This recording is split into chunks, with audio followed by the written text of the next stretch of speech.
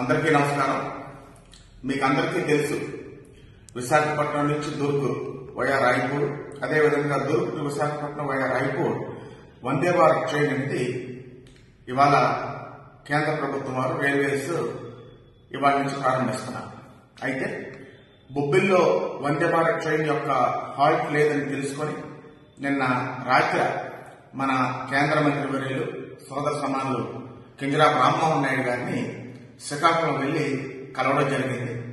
ఇక్కడ APIIC industrial growth centre వల్ల ఈ ప్రాంతానికి ఛత్తీస్గఢ్కి ముఖ్యంగా రాయ్పూర్, బిలాయ్, దుర్గ్ ఉన్నటువంటి సంబంధాలు అవనివ్వండి, అదేవిధంగా ఫ్రూట్ మార్కెట్ అనేక మంది పళ్ళ రైతులు, అదేవిధంగా వ్యాపారస్తులకి అక్కడ బిలాయ్, రాయ్పూర్ మార్కెట్ ఉన్నటువంటి సంబంధాల వల్ల అవనివ్వండి, ఇక్కడ బొబ్బిల్లో హాల్ట్ ఏర్పరచవలసినటువంటి ఆవశ్యకతని రామ్మోహన్ నాయుడు గారికి వివరించడం జరిగింది.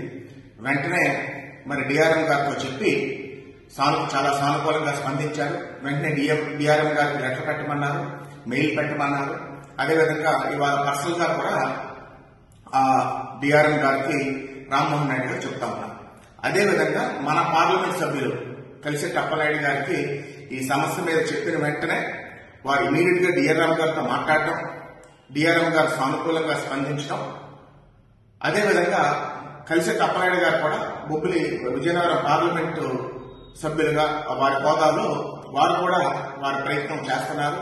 డిఆర్ఎం గారికి మెయిల్ పెట్టడం కూడా జరిగింది.